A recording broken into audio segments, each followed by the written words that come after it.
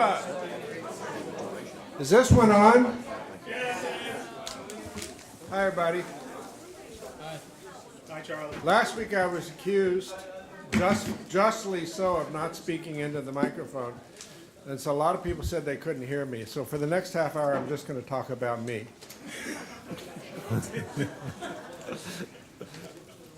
I got to make up for last week, don't I?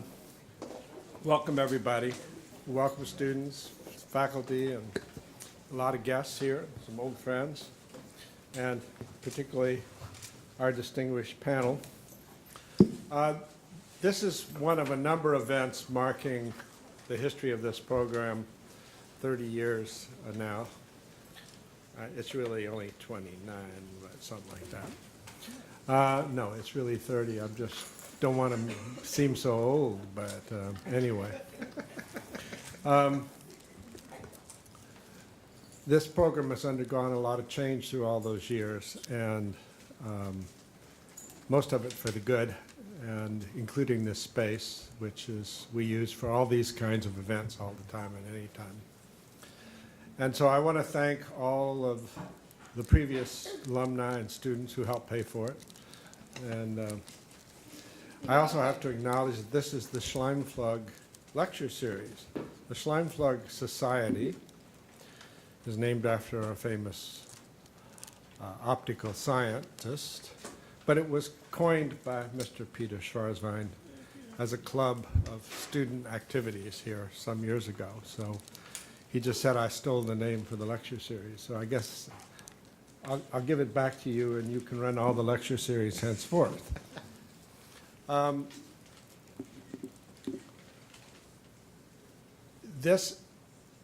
These series of lectures are all kinds of people, our own alums, outside people, artists, activists, creative people of all sorts. And this program embraces anything to do with the lens of screen arts. And we have a wonderful group of alumni here who come from our first class 30 years ago. He still looks like he's 29. Brian Palmer, who has distinguished himself as a photojournalist, filmmaker, artist. He said, I said activist. He said he doesn't use that word, and we're going to deal away with that word. We're just all curious, active in our communities, investigating, as Quinn Tivey said earlier, and trying to use our creative forms in productive, meaningful ways that help inform people, enlighten people, and make them a little more human. Somebody recently, and I'm sorry I don't know exactly the source of this, but a famous artist said, the reason to go to art schools is not to learn necessarily to be a professional artist, but rather to learn how to think, to act, to engage in ideas and in the forms of your culture. And I think that's why most of you really are here. And many of you will become very successful artists if you're here for that reason. Brian, as I said, is going to be our interlocutor here, our sort of host with the other panelists. He's also going to talk about his own recent work. He's been on the front lines of a number of battlefields. He's been on the front lines. He began his career at the Village Voice, by the way. Is that right? Which just folded, as you all know, a few months ago. And I'm happy, and he's the oldest living member of our alumni. Quinn Tivey, sitting next to him, is a fairly recent. You graduated, what, 2015-ish? Yeah, there was a little thing. A very active artist, and as he said, investigator, whose involvement with his grandmother's AIDS Foundation and as a representative, as a family member, as a officer and ambassador is rather a remarkable issue. He's just back from a little vacation and he's jet lagged, but we pepped him up with a little sauce.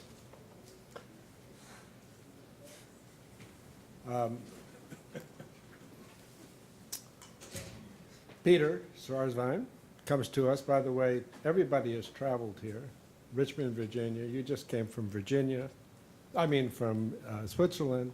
Peter comes from El Paso, Texas, where he sits on the city council and evolved his thesis project into a major community project, which has become real after all these years, the Trolley Project.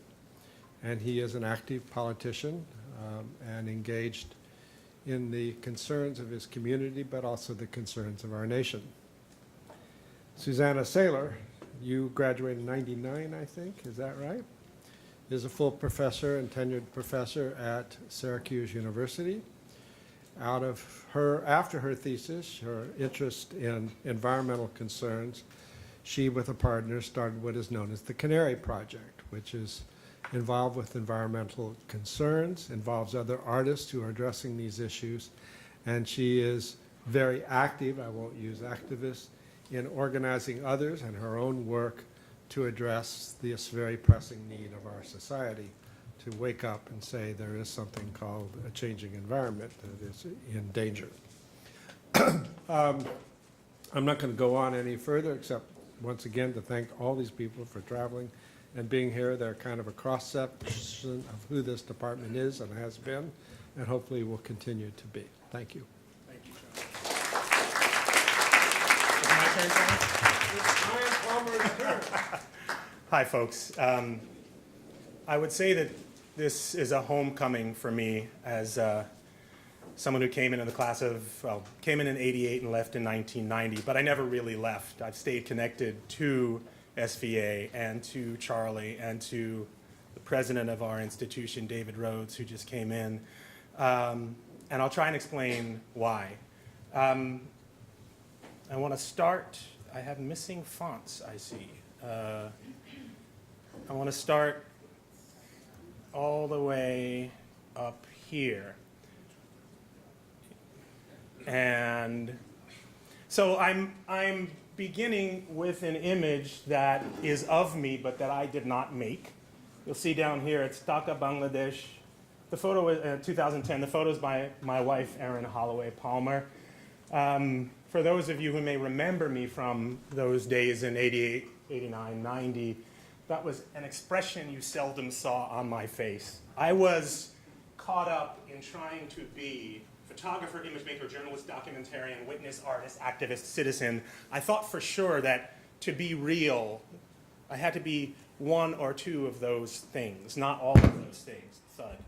And in fact, now I am all of those things in varying degrees, and I can't tell you what degrees, but I start here in 2010 so I don't have to give you a linear presentation of 30 years, but I can talk about the themes that this image touches on for me, and the themes, words that kind of defined my career and the trajectory of my career since leaving here in 1990. Collaboration is something that I didn't do very much back in the day, but it is something that I started to learn how to do here at SVA as I became more comfortable with myself as an image maker. This is me and my wife, Erin Holloway Palmer, at East End Cemetery. So, as Charlie said, I've traveled very, very many places. It's sort of ironic, weird, paradoxical, all of those things that I've wound up in a tiny cemetery in Richmond, Virginia, 2 cemeteries actually, not so tiny, 76 acres, helping document and restore these places. And I'll try and give you a sense of how I got there, but it's just, again, for you students, it is also paradoxical that several years after leaving New York, I'm probably more prolific, more engaged, and happier than I've ever been. So this is an op-ed I did for the Times, New York Times last year, about these places. But as Charlie said, I started my career here at the Village Voice in 1988, just as a graduate student and as a street shooter. I was drawn to conflict. You all may remember that look up top there, 1991, there was some unrest in the streets of New York City. But I show you these pictures. I'm stepping back 2 years, 1989, Beijing. It's my second year here in the program. And I had I'd studied in China as an undergraduate at Nanjing University, 84, 85. The unrest in China happened June 4, 1989, and I wanted to go. I'd asked my professors here, and there were a whole lot of, nope, sorry, can't do that, can't do that. I asked Charlie, and Charlie said, go. And I say that with a straight face because that was a very important conversation that we had. SVA for me was, it started with Charlie. This was an experiment. Charlie put this together. I know he had help. I know there was a team, but it was a startup, as we call it now. It was a work in progress. We argued. We had differences of opinion.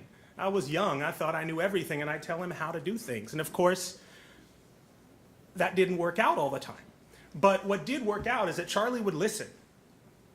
He wouldn't try and beat me up and say, this is the right thing to do. You must do this thing. He would listen. And if he thought I was doing the wrong thing, he would tell me. And that started a conversation that's been going on for 30 years. He allowed me to do this work, which I think I feel very, very strong about this particular work because I was able to go to China, spend several months there, and during this very tense time, I wasn't being a big old journalist, fancy journalist. I was riding trains, and I was trying to get people to talk to me. And for those folks who may know something about China at that time, it was not a great time to talk to people because people were very afraid of the backlash from the government. But here in New York, I came back. This is where the activist thing sort of comes in. I mean, I photographed on the streets of New York because that's where I wanted to be. Here at SVA, I think we'd all been hit by that breaking wave of postmodernism and post-structuralism. I mean, it had broken well before this, but we were all wrestling with this idea that the author is dead, there's no originality. And for me, I wanted to be profound. I wanted to be an artist. I wanted to be a Starn twin. I wanted to do that kind of profound work, and yet my gut made me want to document what I saw out in front of me. And that comes, it may be a generational thing. It may be being the son of a woman who experienced systemic racism here in New York, the son of a man who grew up under Jim Crow and in some ways I think was battered and beaten by it. It may be because I'm a child of the Vietnam War, but I had to kind of navigate this zone between the literal, be there in front of David Duke's face, show him that a black man has the courage to keep shooting when these interesting people are trying to disencourage, I know that's not a word, discourage some of us from doing what we do. I had to be present, I had to be a witness, and I had to record what I saw. Clinic Defense here in New York, Operation Rescue Randall Terry, one of the Schenck brothers, I always get them mixed up, it's Darryl or whomever, but they're holding a stolen fetus there. From my work in New York, I took a job at US News and World Report in order to get paid. By the time I left the Village Voice in 1993, my salary was about $9,000. And that was, with freelance work, was probably about $14,000. Not a lot of money. So I took to the mainstream, and it was an interesting time. But I also found that in order for me to be anything more than a mere literal recorder of things, someone who was trying to navigate that continuum between the literal, just the facts, ma'am, and the lyrical, the expressive, the interpretive, I had to get out in the street again and do more than simply just document what was out in front of me, but think, study, learn, and investigate. I am stealing Quinn's word, but I will give it back to him. And to live. So my other tours through the mainstream took me to being a CNN correspondent. I show this because I wanted success on someone else's terms. So I did 9/11 and Brian Palmer, CNN, Kabul. And I did that for 2 years. And when I decided to leave, my dad told me, "You're crazy, son." But I realized that I couldn't simply be defined by my business card. And certainly, and surely enough, once I left CNN and didn't have the business card, nobody returned my calls. But that worked out just fine because I did a series of work that I'm sort of drawn to conflict. Spent some time in Iraq with a Marine unit. I wanted to see what U.S. troops were doing in the name of Americans, and it was not pretty. And there was also a little subtext that I didn't mention to anyone, certainly not to my mother, which is that, well, real reporters cover war. So I thought. So I went to war, and it's really quite a simple equation. Actually, war kills people, and it destroys things, and you don't need to go to war to understand that. And it breaks parts of people, as it did to me. Knowing people who were killed who didn't need to die, like Sergeant Edgar Lopez, and being at Arlington Cemetery randomly, on a day in 2008, hearing gunfire for the 19-gun salute, and then just finding my way over to the section and recognizing the names of dead Marines there, Marines who I'd been in Iraq with. Now, of course, most of the suffering was done by Iraqis, but the point is, people just plain old died. My life took an interesting turn when my father passed away. My wife, Erin, oh, and that's my dad, second from the left. My wife found this picture among his, he was an amateur photographer and a slob, so he had pictures all over the place. But this is a picture from 1998 from a place called the Armed Forces Experimental Training Activity. It's a euphemism for secret spy squirrel base. It's where the CIA trains, it's where the farm is. So I also recognized the name on the headstone. It was my great-grandfather, but I didn't really care all that much about it. I wanted the bragging rights of saying that I'd been to the secret spy squirrel base.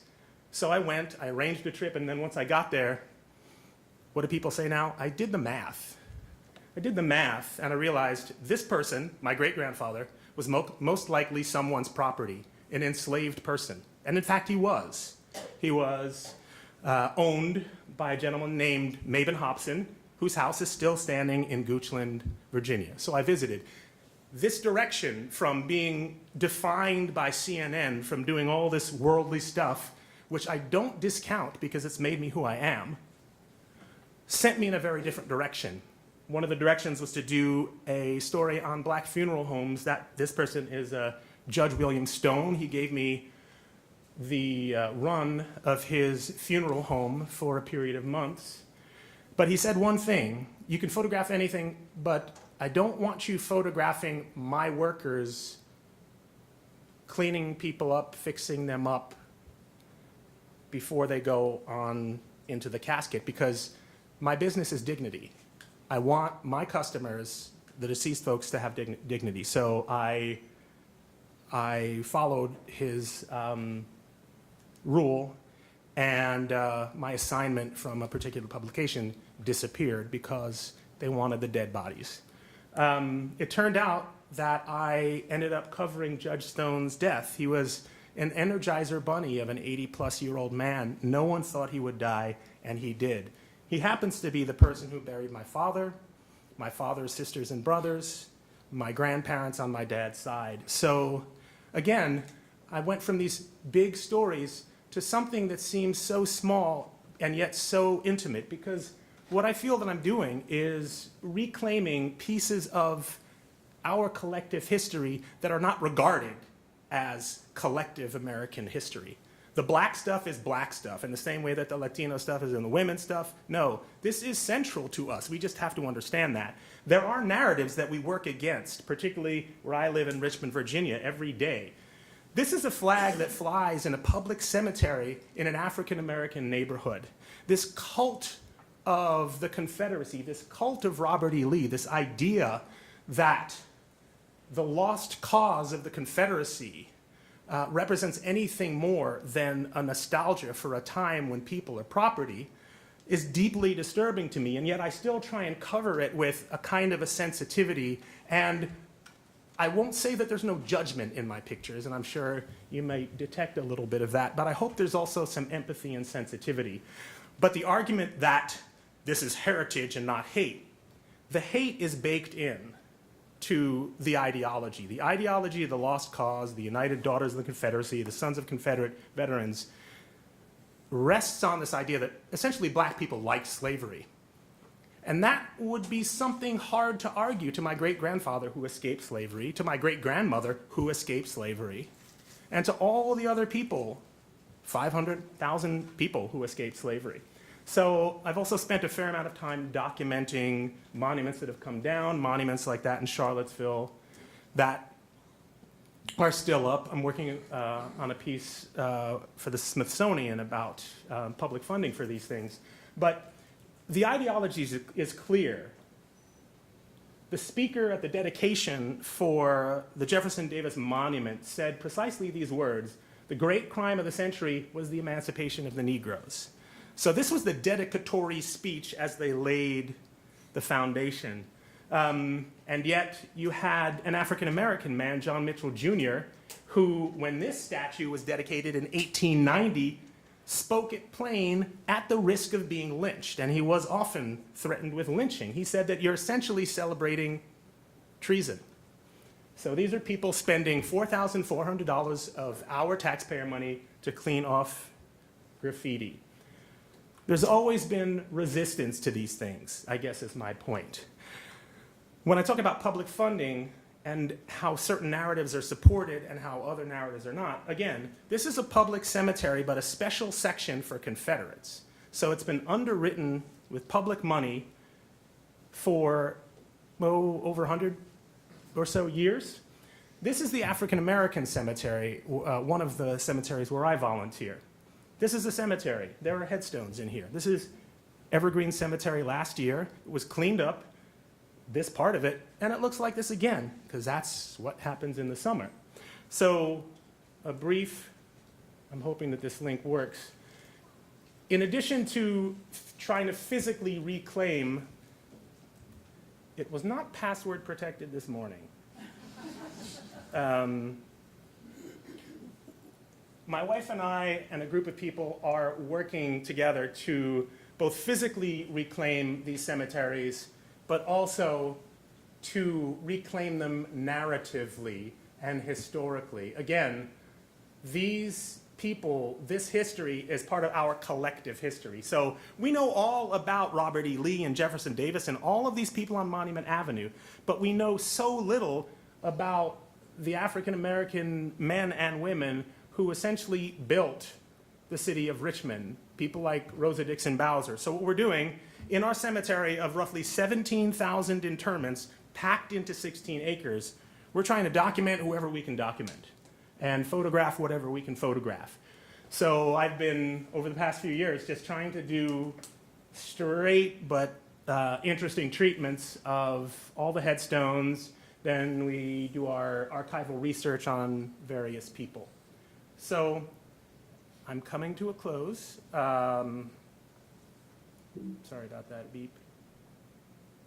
So as I was talking about, this is not, it's not a story of tragedy that these, oh, woe is me, that these African-American sites have been neglected and so on and so forth. That's true. But there's another lens that we can use. It's the lens of opportunity, of potential, of recognition that people want to tell the story and save these places. Now, full 180, activist. So I don't like that label. I'm a citizen. And I feel that as an image-making citizen, as a writing citizen, as a video-making citizen, I have to try and affect positive change. So this gentleman, Dr. Shahidul Alam, is photographer, human rights activist who was imprisoned, jailed by his own government, August 5th of this year.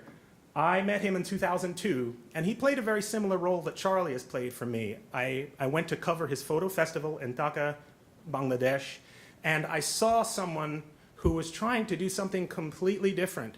This is someone who started a photo school, who started a media academy for Bangladeshi photographers and journalists, but he's also an ambassador for South-South discussions. Anybody heard that term before? South-South, what do you think it means? It means that not everything has to be filtered through Europe and the US. It means that a Tanzanian photographer can talk to a Bangladeshi photographer. A photographer from Hangzhou can have a great conversation with someone from Mumbai, and they can talk about their histories and cultures. It's not that Europe and the US are irrelevant, it's that we don't need to plow those old pathways in order to generate new and wonderful knowledge. So look up Shai Dul, check out the Committee to Protect Journalists. He's an amazing person, and he changes lives one person at a time. That is all I got to say.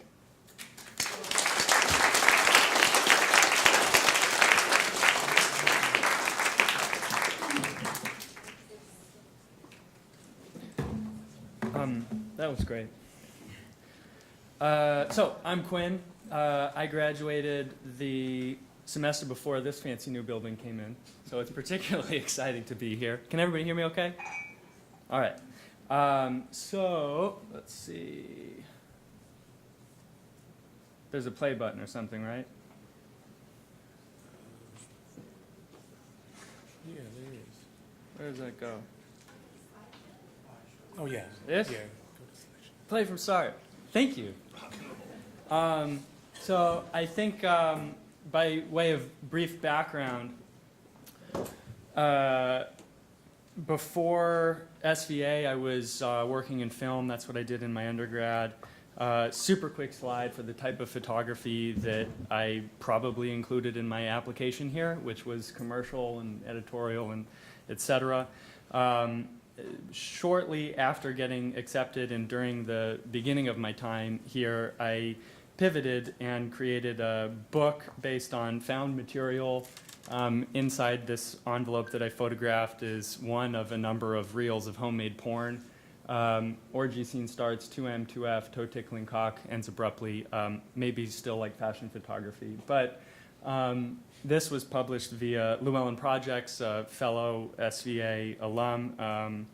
And then I experimented a bit throughout the program, and my thesis work was this was the installation, which was a series of 3D backlit lenticular light boxes that were algorithmic abstractions of other people's photographs in an effort to investigate what I think probably every group of photographers critically thinking about the idea of photography since the advent of photography have been considering, which is the abundance of photography. And so then shortly after finishing my thesis, I began transitioning more and more into the related media category and came up with some more sculptural work and photo-based / sculptural work. This was at BAM the year after I finished.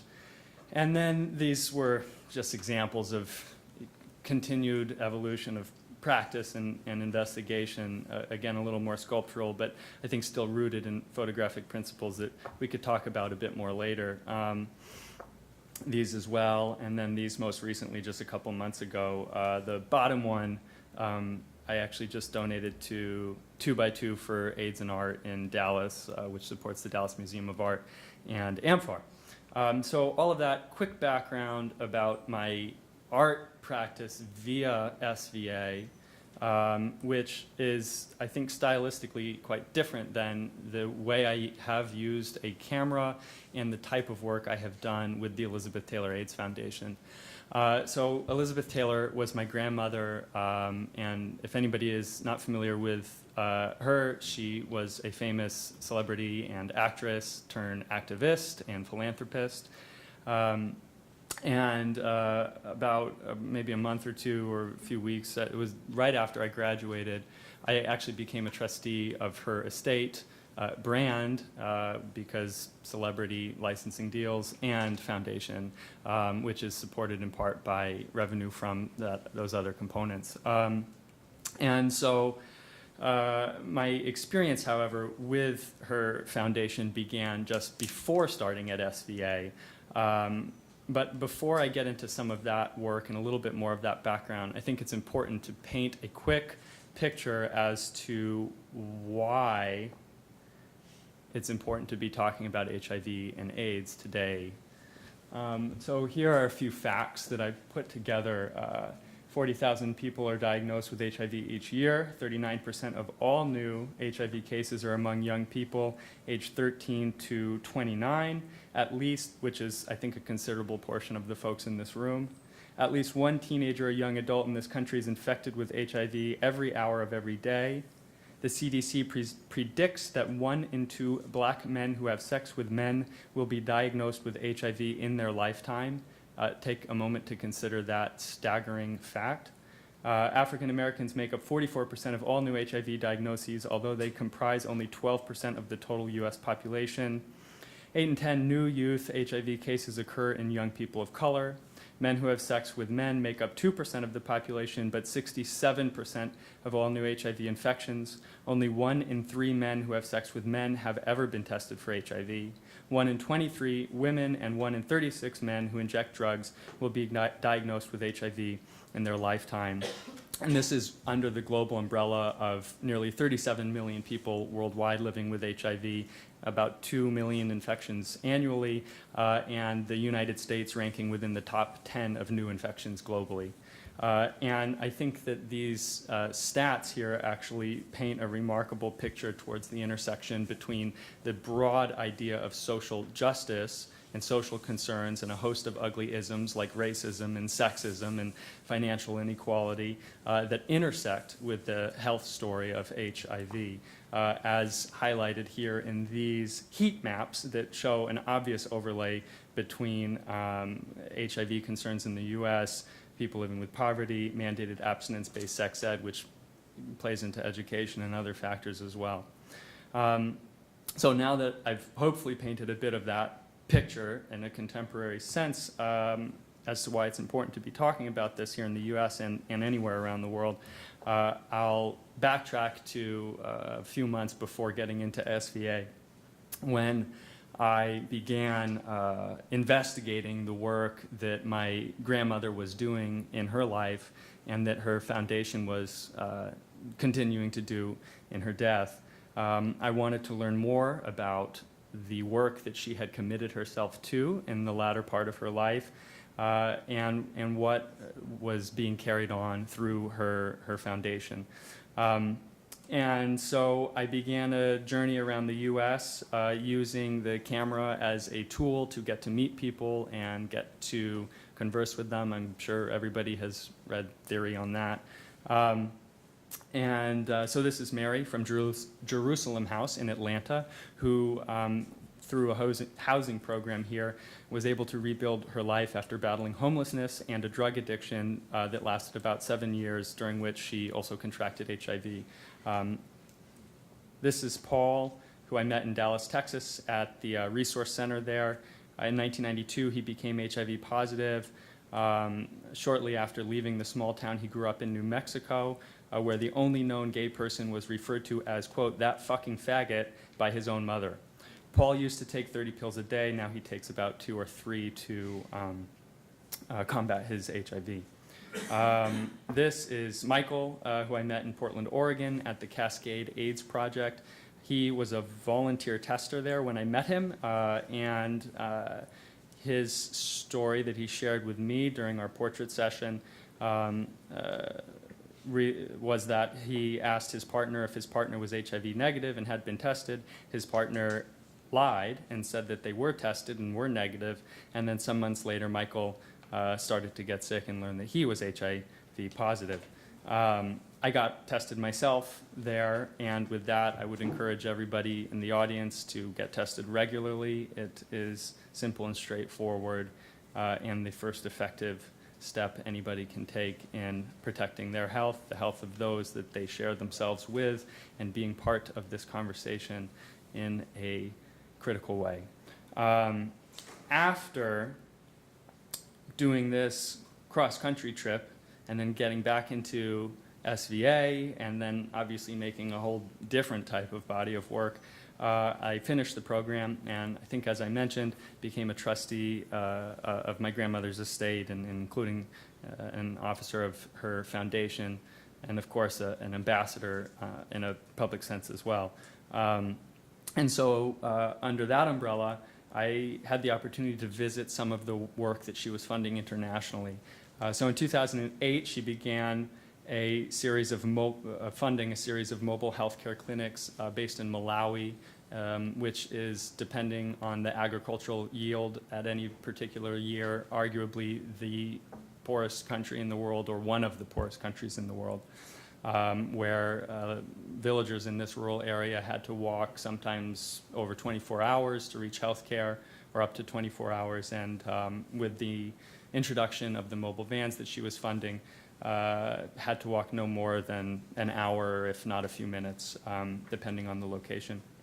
So I had a chance to meet a lot of the people here affected by her funding in that region, and obviously document the process. So a mobile van would pull up and set up shop in a community center, for example, as seen here, where nurses would then tend to folks with a variety of health concerns, including, of course, HIV testing and sex ed practices, if needed.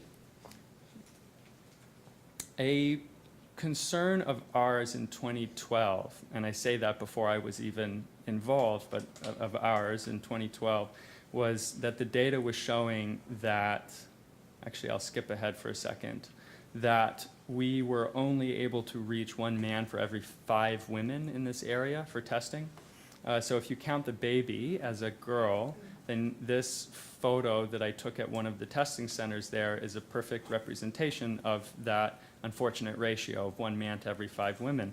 But after introducing a number of interventions, including targeting men specifically at their places of employment, seen here, it's a tea estate, which is one of the major employers in the country, we were able to lower that ratio from 1 to 5 to 1 to 1.2 and address a number of stigma and sexism related issues at the same time. We were also able to introduce a number of innovative programs, including door-to-door testing in the communities that has, in those pilot programs, yielded about like 98, 99% of the people approached who didn't already identify as HIV positive. The 98, 99% of those people agreed to be tested, which is an amazing success story. And this is the sense of the area and the community, obviously very rural, that the foundation has funded on the international front. So to wrap that back in with the work, I guess, you know, it's obviously very different than what I was doing in art school, which was definitely in the related media category. But it's the camera as a tool and the critical considerations that we all got to practice in class that I think ultimately end up informing the way you approach any situation. And again, it's that camera as a tool that helps me as a visual person assess whatever the situation is, whether it's this type of work or an interview with somebody or just walking down the street or whatever it is, to turn that into a narrative that I can absorb and wrap my hands around, wrap my head around, wrap my heart around, and hopefully help also tell the story that is critical to the work. So I went really quickly in the effort of time. If there's more to chat about, we can do it later when there's questions and whatnot. I hope nobody minds, and I hope that that helps paint a picture of my experience here, some of my photography, and a little bit of my maybe related, probably unrelated, or I don't know, related media work. Thank you.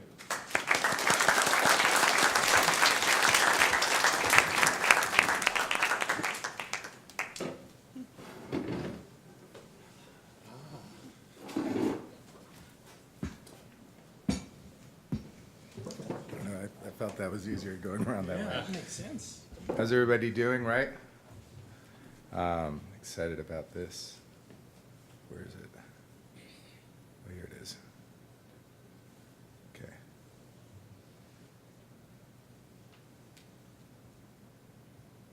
So my name is Peter Svarzbein. I was a graduate of the class of 2011. As Charles said, we were the founding class of the Scheinflug Society. I wanted to start off with this quote by Guillermo Gomez Pena that I think talks a lot about kind of my sort of relationship with art and with art making. And an artist imagines a better world and tries to render it in surprising ways. And this becomes a way for his or her audiences to experience the possibilities of freedom they can't find in reality. And I always like that quote. And I think about my own work. A lot of my work, I think, is kind of about understanding where I'm from and who I am. My father, when he talked about going to graduate school, he said that a master's degree in education is like a passport. It doesn't necessarily take you anywhere, but it gives you the opportunity to travel. And I think that that's something that a lot of the work that we've all seen here that gives us the opportunity to go as far as we want. For me, I'm the son of immigrants, the grandson of a Holocaust survivor. My father's from Argentina originally. My mother was born in Toulouse, France. I probably could have been born anywhere, but I was born in El Paso, Texas, the capital of the border. Right there is a picture of Juarez, Mexico, and El Paso, Texas, which comprises the largest binational community in the world. Close to 3 million people share the same desert valley floor. This is a picture from the 1925 city plan of El Paso, the George Kessler plan, and you can see here in a section talking about economic influence that El Paso and Juarez are smack dab in the middle of the 2,000-mile-long U.S.-Mexico border. And it's a border that for us has always been, we see it as an opportunity. And border crossing has always been something important. You can look 500 years ago to the Spanish colonial empire, and the Camino Real was the most important north-south trading route along the Spanish Empire. Went from Mexico City to Santa Fe. And the most important cross was El Paso del Norte, the Pass of the North. Those trading routes were founded by they were following a lot of indigenous trading routes as well. And we always had ways to cross. The first way that we crossed was Mandy the Mule. It was a mule-drawn trolley that went between the two cities. In 1902, the trolley went from a mule-driven car to a all-electric car. And in 1950s, we received our PCC streetcars. These were Art Deco designed streetcars that were personally approved by Franklin Delano Roosevelt in the 1930s. And at the height of the line, there was over hundreds of trips a day between El Paso and Juarez, one of the only international streetcar lines. And this wasn't just an aesthetically pleasing way or a successful way of getting across, it was also an economic generator. For example, in the 1950s, the highest grossing JCPenney's in the United States was not found in New York or Chicago or Los Angeles. It was found in downtown El Paso. And it was because of Mexican nationals choosing to cross over the border every day to take their hard-earned dollars and pesos and hop on the streetcar and shop in El Paso. So one of the things that was fortunate as well was it was a city-owned streetcar line, and it ran until about 1974.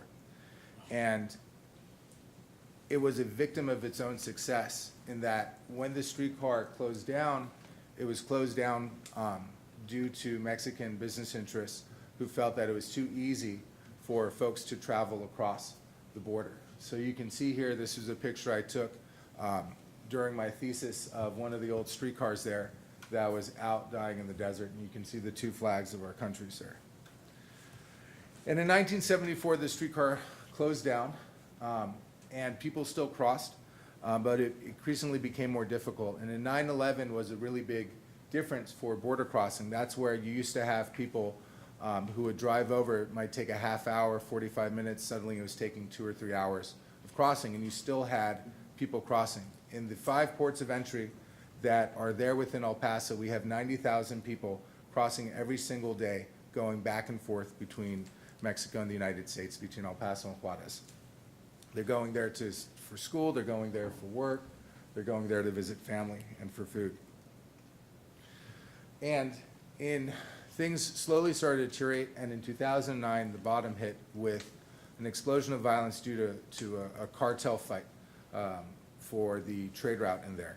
And in 2010, when I started my thesis, there was more people killed in Juarez than there were killed in all of Afghanistan during that time, close to 3,300 people. And so, being from El Paso but living in New York, I had the opportunity to work at a couple different photo agencies and would work with photographers here who would oftentimes travel into El Paso and into Juarez, and they always wanted to know what was going on there. And they would ask me if I knew a fixer or what I should do, and I said, you should fly into El Paso, you should spend the night, call up my mother, she might give you a nice meal, and then you can cross over the border.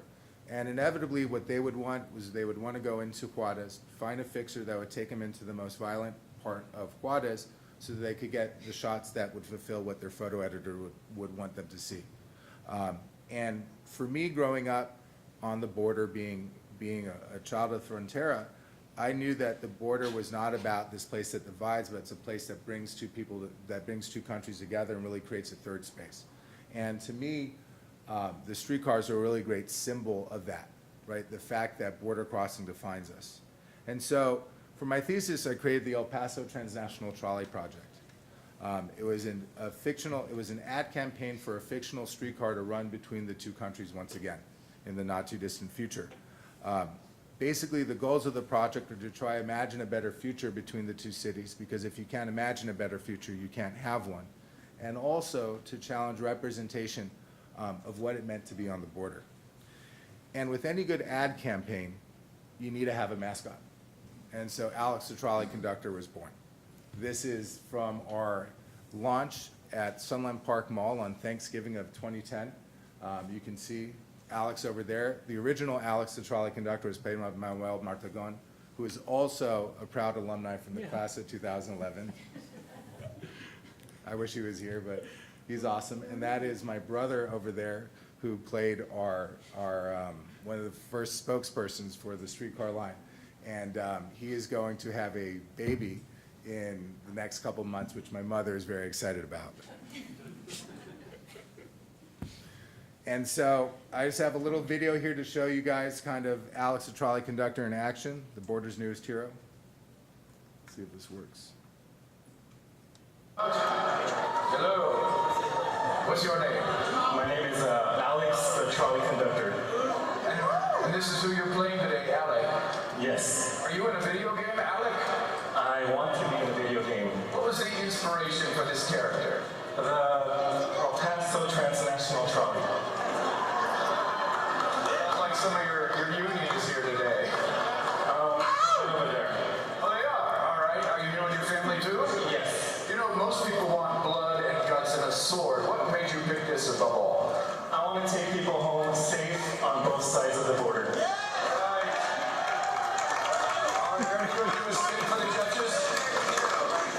I think we have one more. Come on up. You're making me hungry. Come stand over here. So that was there, and these posters are going up probably during the height of the violence, when people really, aren't crossing over from the U.S. side, there's a tremendous amount of people that are coming up from Juarez and moving in El Paso.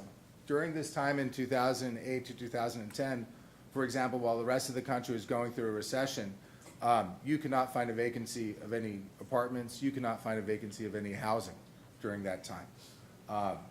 And I thought it was really important, again, to try to imagine something better. And I just wanted to take a little bit just to talk about my background before going into SVA. Was I worked as a photo editor, I worked at a camera store, I was represented by a photo agency, and I was in the Eddie Adams workshop as well, and photographed for a lot of different clients, mostly doing environmental and editorial portraiture.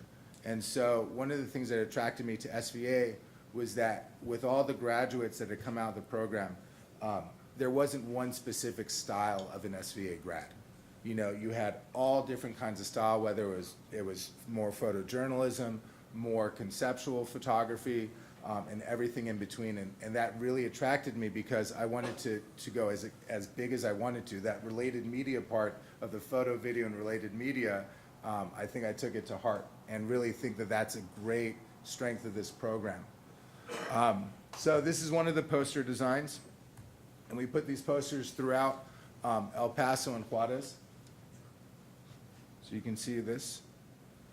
We also put up some historic photos of the streetcars as well.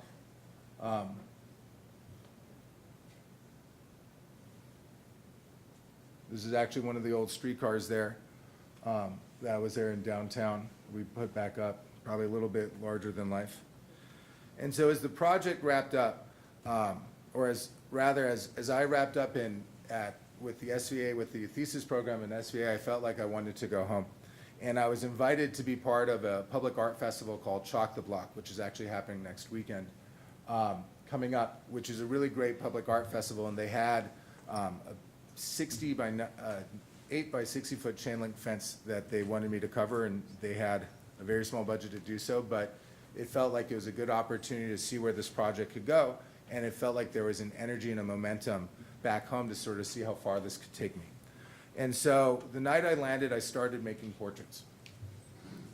Started making portraits at the El Paso Comic Convention, at different art openings downtown, in Juarez, in Las Cruces, New Mexico as well, at the Battle of the Claw, which is the oldest high school rivalry football game between El Paso High School and Austin High School. And if you ever know anything about Texas, it's that Friday night high school football is king, even though I never went to a high school football game while I was in high school.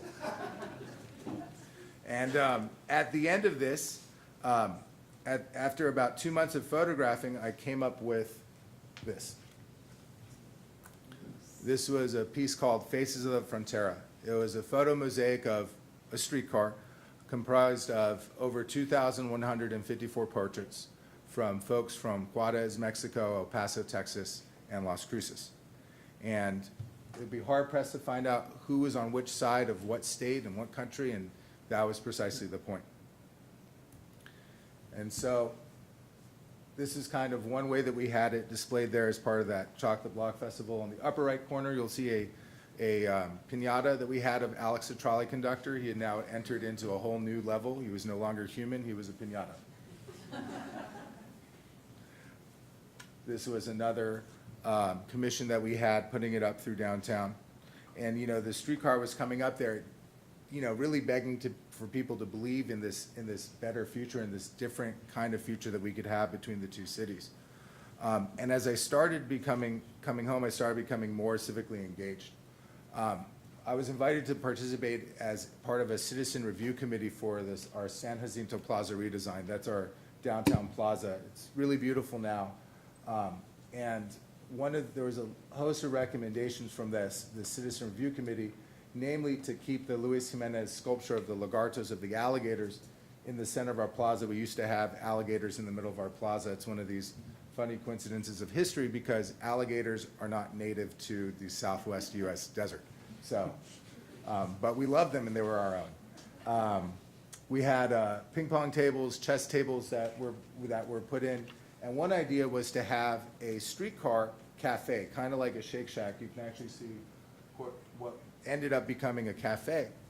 Well, when we showed these to City Council, a lot of them were voted in except for the cafe idea with using one of the old streetcars. And in 2012, when they said this, they said, that's great, but those old streetcars that you photographed in the desert or whatever, they can't be used for a restaurant. They can never run again. And besides, we're trying to sell them to San Francisco. And I have no problems with San Francisco. I don't want anybody to think that I got a beef with San Francisco. However, these are our history, right? These streetcars used to travel 100 times a day. You can talk to anybody over the age of 50 in El Paso, certainly over the age of 60, and they remember riding them with their grandmothers, with their abuelos, with their moms and dads. So those streetcars have a very real value to people in terms of their memory and their identity. And so knowing that those streetcars were there and the city was trying to do it, and knowing that the city was looking into a quality of life bond initiative for 2012, we tried to hijack that bond initiative. And so we pitched a citizen-led, there's a section where citizens could write in what projects they wanted to see. And so Alex, the trolley conductor, who used to be there taking pictures and showing up at EPCON, was now asking people to sign a petition to support a vintage streetcar corridor to connect the university and downtown based upon a city-led plan that had been discussed in previous years. And we were at UTEP's campus.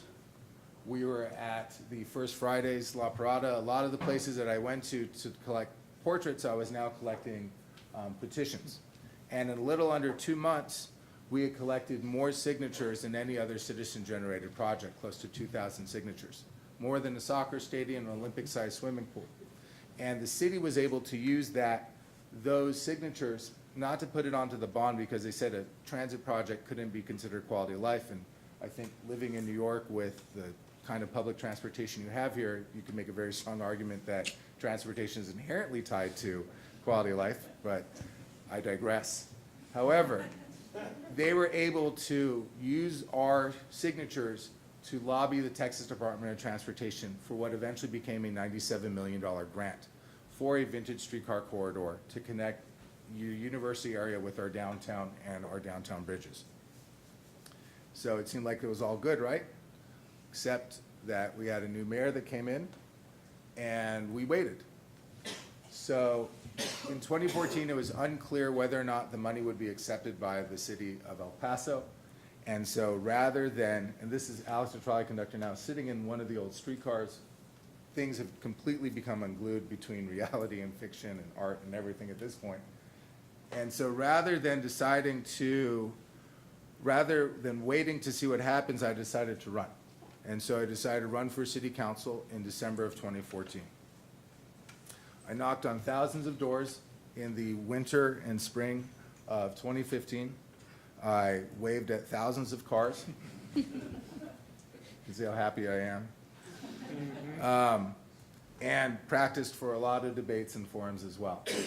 And just in the background here, just to give you a sense of kind of where we are in the world. So this right here is Mount Cristo Rey. There's about a 60-foot cross on top of it that was built by workers from an old smelter. And at that point is where New Mexico, Texas, and Mexico touch. It's an incredible hike. It's an incredible experience to be able to sort of see that. And after a long campaign with a runoff, we won. And this is my face. This is my face when I won. My first month, we had a bike share that was announced in City Hall, and so that's me riding on one of these bikes. This is at a Thanksgiving parade, shaking hands. And something else was happening outside of these events as well. The future was arriving on time on the border again. The money was accepted by the city. The streetcars, those PCC streetcars that FDR had approved so many years ago, were lifted up out of the desert, taken onto 18-wheelers to be taken to Brookville, Pennsylvania, which is the country's best streetcar remanufacturer. All of San Francisco's and Philadelphia and New Orleans streetcars are remanufactured there. You can see here, this is a picture of Carl Jackson, our streetcar manager, looking very happy. They were taken down to the shell. Tracks started coming back into town again. And for the first time in over 40 years, we had streetcar track back in El Paso streets. Those streetcars started to get fixed up, brought back to life. That sweet old 1506, she was the first one that came back. There's a very funny video of me online that you can see from the local ABC affiliate where I did like a live Facebook Live of them traveling out. It was about 15 degrees out.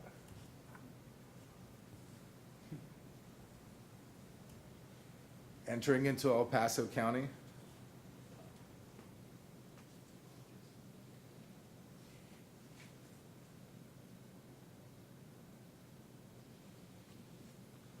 And then coming back home.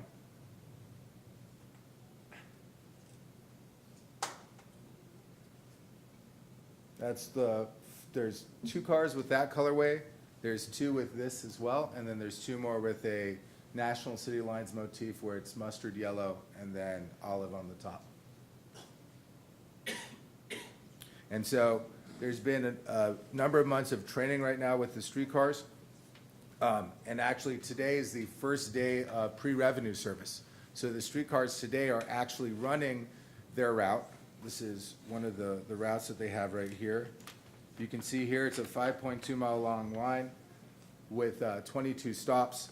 Today was the first day of pre-revenue service, which means they'll be running their normal hours, which is 7 to 7, Monday through Thursday, 7 a.m. to 1 a.m. Friday and Saturday, 9 to 5 on Sundays, with the $1.50 ride as well.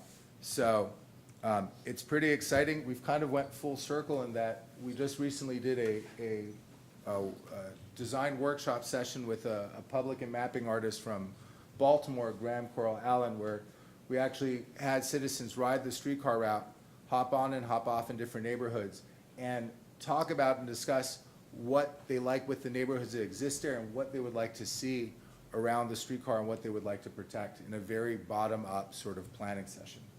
And so it's just a very exciting time right now. Here's another picture. This is going to be one of the art cars is going to actually be hand-painted as well.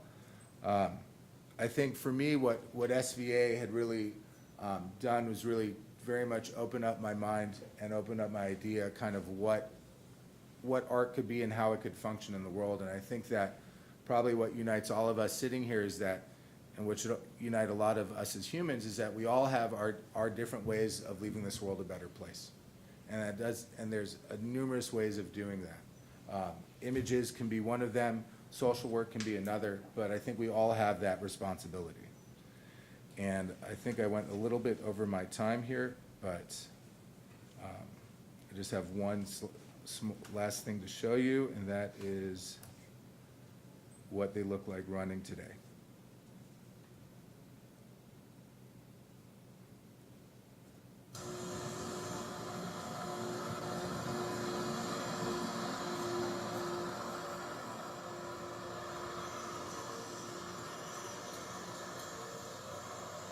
No problem getting up, Stanton. So thank you very much. Thank you.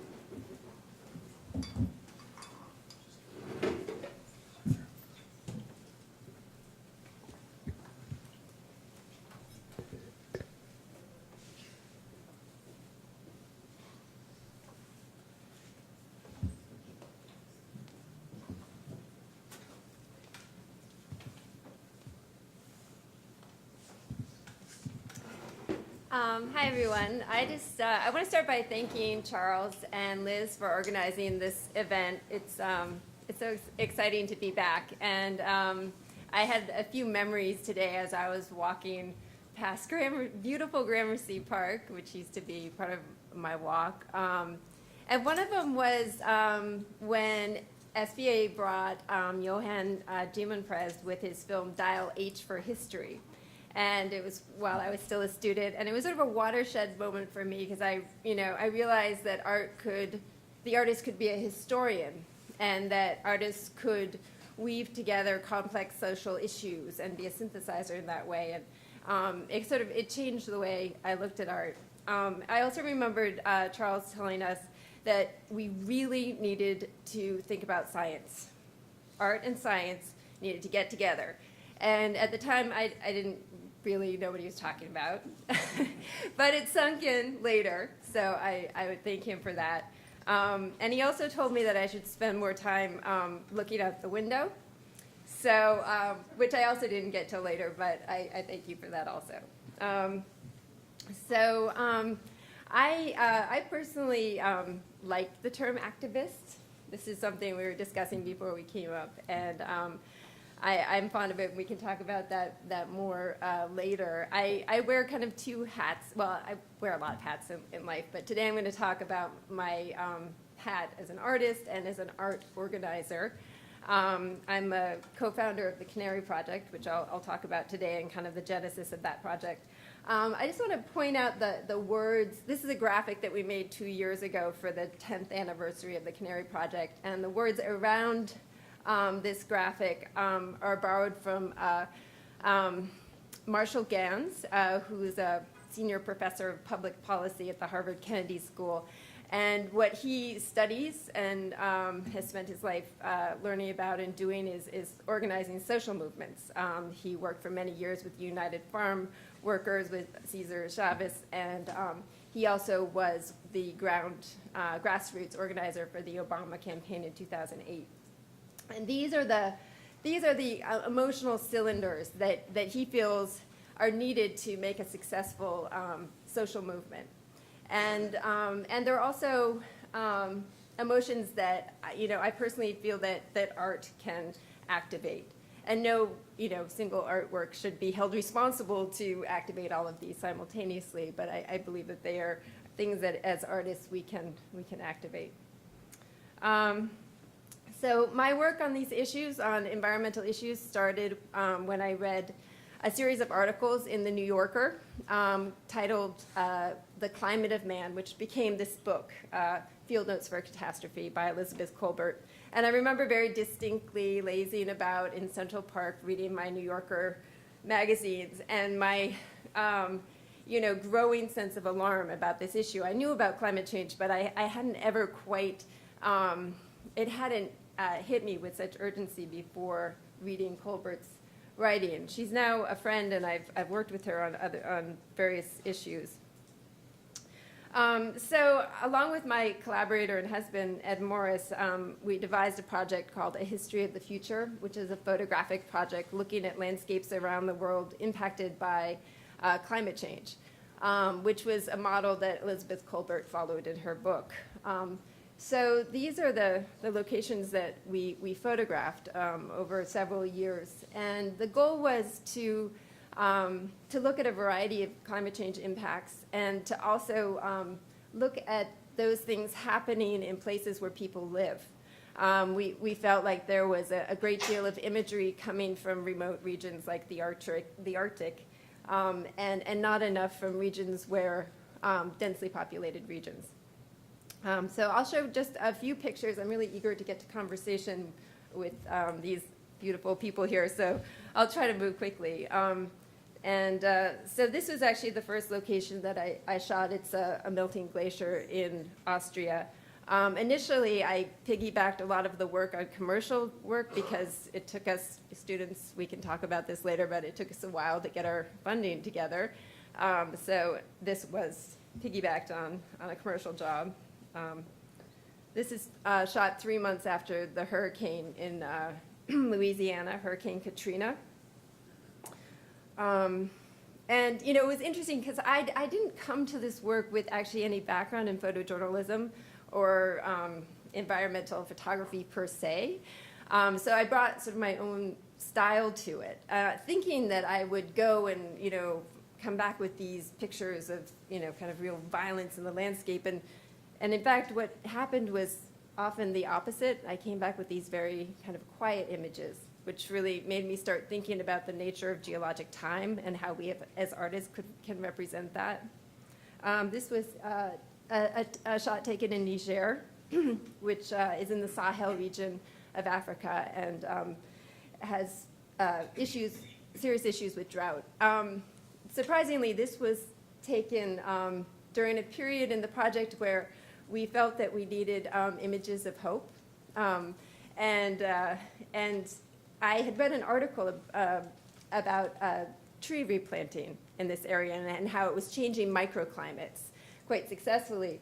And so all these indentations in the landscape are actually hand dug and designed to help the water sink into the landscape and collect kind of bits of seeds and other things as instead of getting blown across the landscape. This is a series of images that I took in Peru that traced the water from the glaciers in the Andes down to the desert coast. This is a melting glacier in the Cordillera Blanca. And I wanted to look at the ways that the disappearing glaciers would have direct impacts on the densest populations in Peru on the coast, which is where Lima is. So I really followed the water from the glaciers down to the coast. And this is a community on the edge of Lima that at the time did not have running water. The people here got their water delivered on trucks, which is quite common, but it also makes them very vulnerable to fluctuations in water price, which will be the result of water supplies diminishing. That is out of order. That is in the Cordillera Blanca. I didn't intend to go to Antarctica.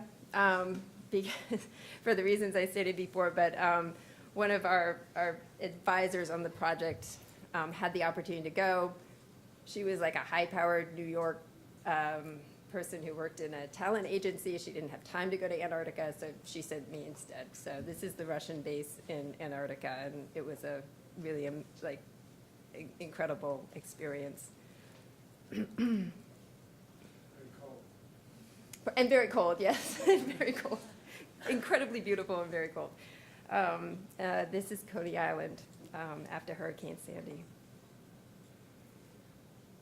So after gathering this body of work, I realized that the work wasn't actually the images themselves, but the context in which they would be exhibited.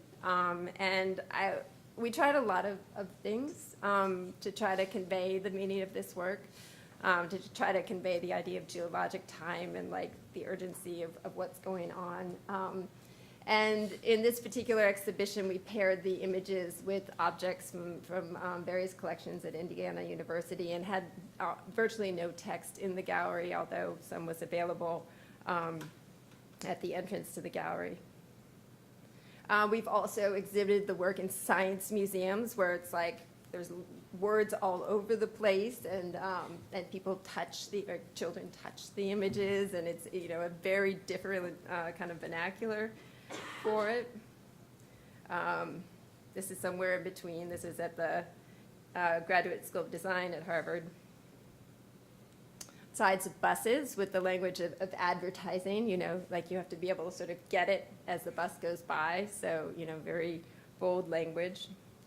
And it was really, these kinds of experiments that made me realize I wanted to kind of expand what I was doing and work with other artists in different types of media.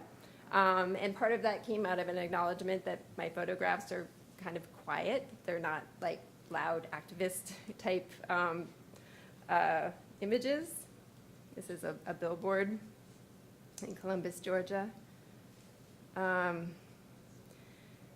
this is after the climate talks in Copenhagen failed, and I was very depressed, so we just hung dark cloth over the photographs. So that was really when the Canary Project was born, was out of this interest of kind of expanding our work to be able to collaborate with, we were already collaborating with other types of artists in the projects like the Billboard Project, but to expand that.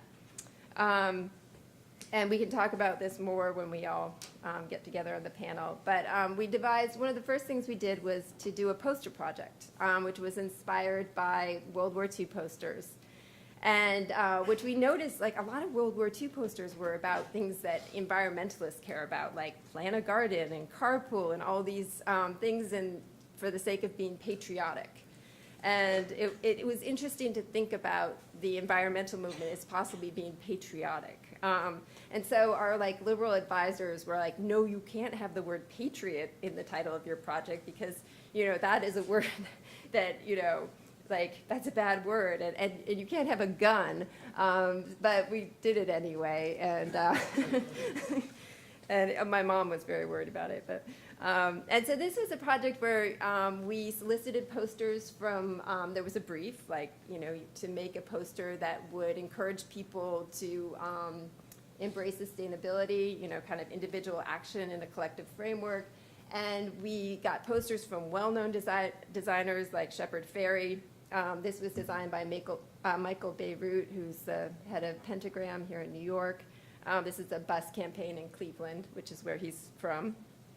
And we did workshops with kids where they would learn about issues and then kind of how to express themselves through making posters. This is the book. That's the cover by Shepard Fairey. So that's a book that we put out in 2008. And of course, these posters were used also in the context of protest. These are some other projects that we did. This was at Socrates Sculpture Park. We had a group of albedo pilgrims. They wore white, and they'd go to art openings and other events and talk to people about climate change. Albedo is a scientific phenomena where white surfaces like ice and snow reflect heat back into the atmosphere, whereas dark ones like open water that we will get more of actually make the Earth hotter. So it's this like complicated, difficult, like scientific term, and these were the pilgrims who would go and explain it to people at art events. This is Eve Mosher's project, The High Water Line, where she drew a chalk line around 70 miles of New York and Brooklyn coastline showing the new flood line mark for, well, combined storm surge and vulnerability to flooding.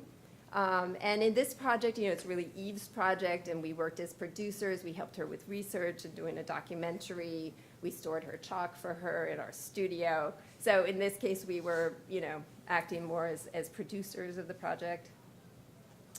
And, this was the research that she based her project on, something that, most of us would not read, but it did, turn into a New York Times article, something that people could understand, so through the lens of an artist's piece, you could understand this sort of complex scientific material. And finally, a couple more recent projects. This was another piece that was inspired by Elizabeth Colbert, the New Yorker writer, this time on her work on species extinction. So this was a piece to commemorate the 100-year anniversary of the extinction of the passenger pigeon in 2014. This was at Mass MoCA, and it was a video installation along with a sound piece. And in this version, if it's going to play, maybe it's not going to play. It was on a series of monitors. So the birds, we worked with an animator, and the bird's shape was actually designed to resemble the body of a passenger pigeon. They, in reading many accounts of them, they apparently loved to flock together densely.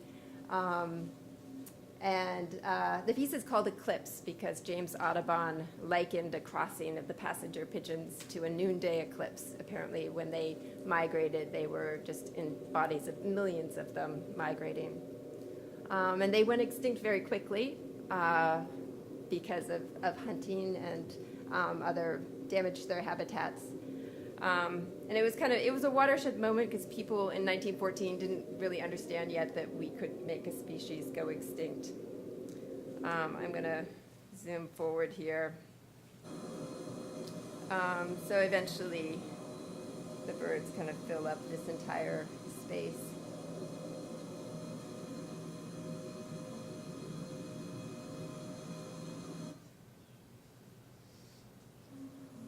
And it's on a 7-minute loop. So. Finally, this is current work on water in California. We're looking at water and relating it to other forms of extraction. So this follows a body of water from the Sierra Nevada to end use in Big Ag. This is an exhibition of the work, but we're also coming out with a book in 2019 of this work.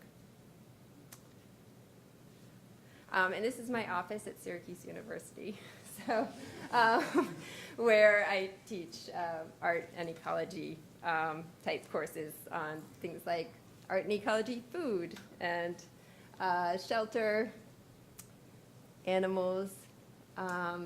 This was one that dealt with with trying to deal with ideas around the Holocaust.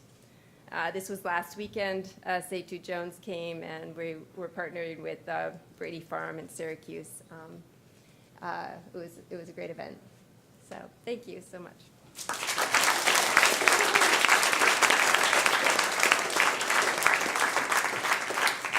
Hit the lights so everybody can see who's talking. We had talked about among ourselves having a conversation about activism and art, and that seems perhaps to be a wasted opportunity with everybody out there. So if y'all have questions for us, either as a collective questions about art practice or specific questions, have at it. We have a microphone here, right? Microphone there. So please, any questions for anybody about anything? Otherwise, I'm going to freestyle up. No. Seriously, about anything, about specific things, about this notion that some of us have kind of wrestled with this idea of what does it mean to be an activist and almost shunned it, and other folks who have actually embraced it. What do you think? Any of you out there? Don't make me call on you. Oh yeah, please take that time to absorb what you saw. Yes, absorb. Okay. Anybody now, please. Hello. Questions, comments, concerns? Like, you know how those people who will say, this isn't really a question, it's more of a comment? You can do that now. Well, if anybody was concerned about how to contribute for my campaign for re-election, I'll pass these out right now.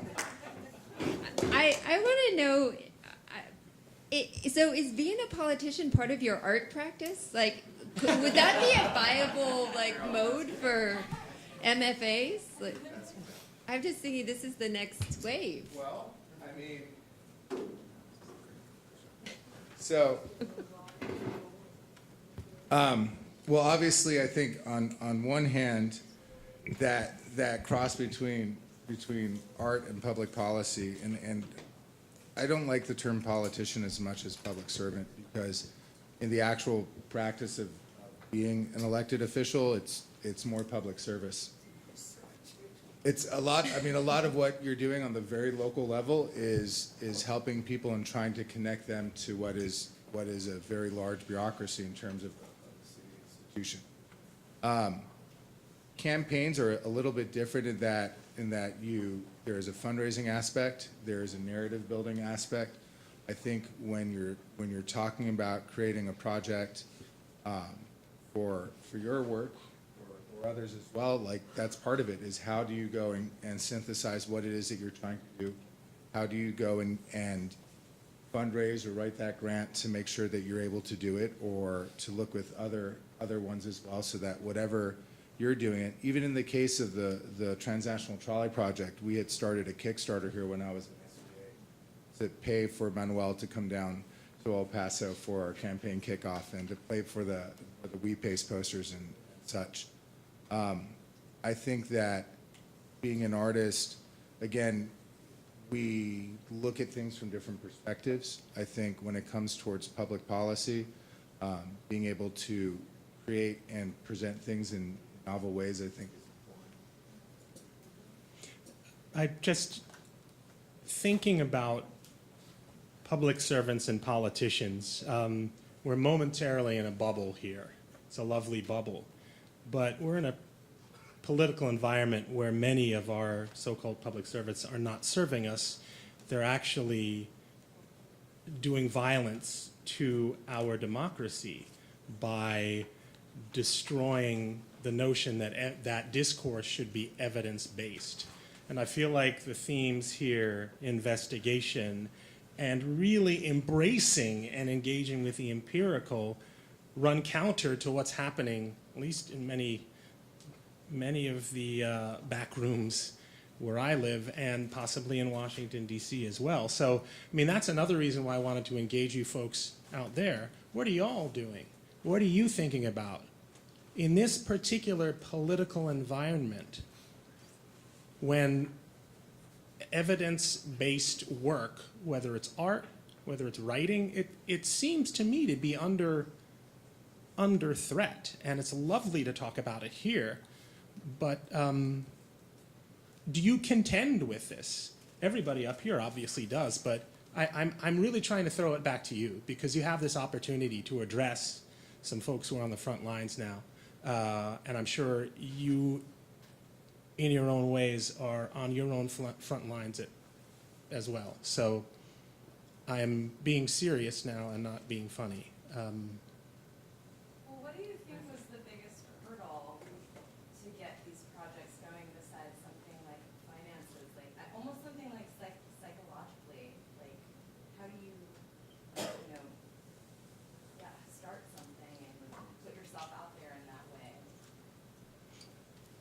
Well, I can go first and be very quick. Our project involves, as I said, trying to reclaim historic African American cemeteries. When we met with some success, the projects were in a way co-opted. So our public service servants, air quotes, came in and found a way to essentially co-opt the narrative and to co-opt the funding. So we are left with trying to continue to do our work and to, I have to act as a journalist in this case in order to make public certain documents that have been kept private and to continue to build a community around the process of historic reclamation. Again, physical reclamation and the historic and narrative reclamation.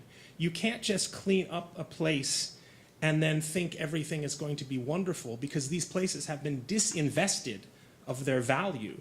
And it can be a black cemetery or it can be a black community, but this idea that black things have less value than white things, history has acted on these places in a particular way to devalue them. So we need to do work, narrative work, and I know people have talked about narratives here, to reinvest them with that value. And part of that work is fighting to get our political power back, is fighting to say, we are entitled to this money as the grassroots. I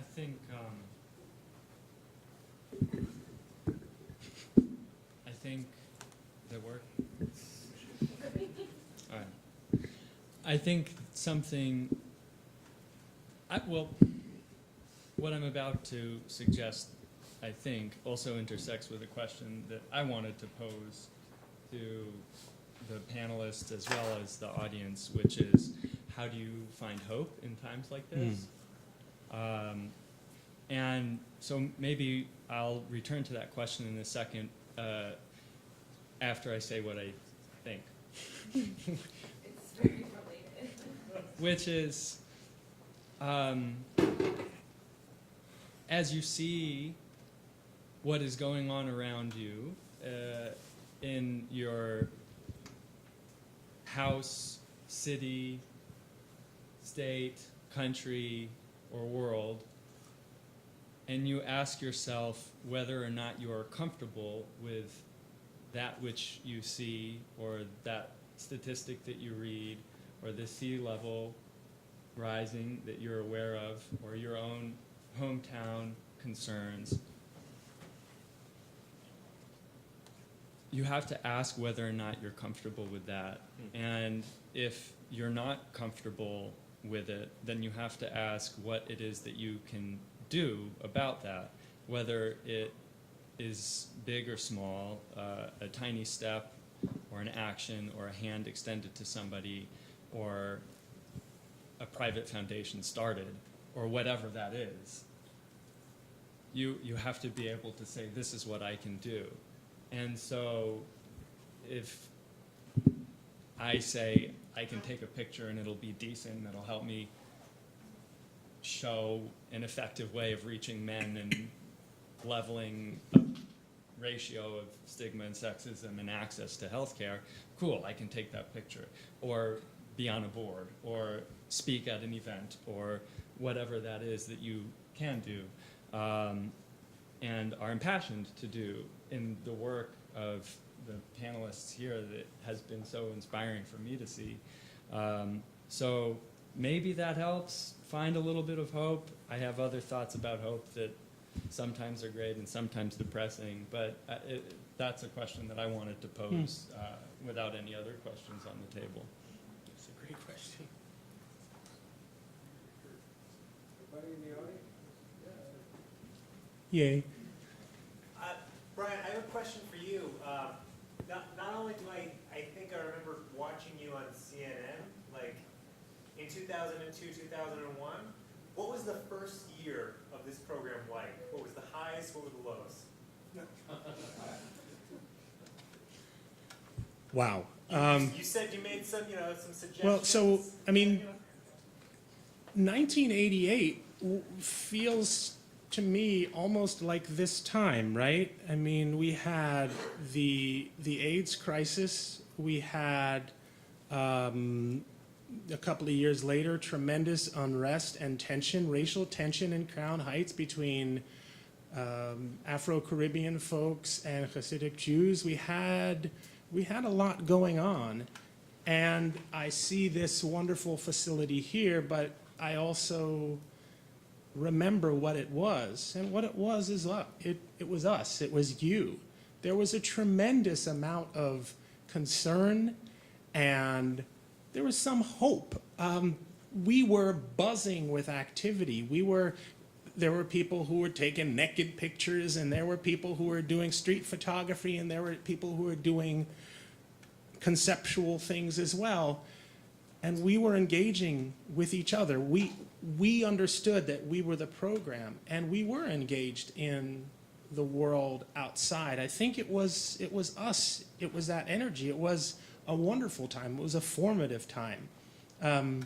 You know, ACT UP was doing its thing right down the street, right over here, right over there. You couldn't ignore it. You had to, if not be a part of it, then make a decision to turn it off. And I don't think too many people made that decision. It was amazing.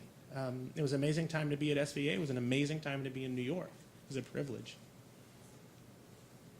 Thank you.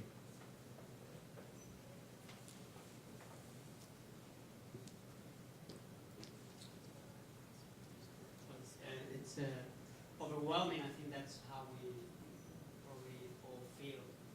You know, with all of your presentations and activism, and although you know don't like that word, you know, you're doing something for the community and in a very local way in this case. And I think that the car also builds community. I mean, it's not only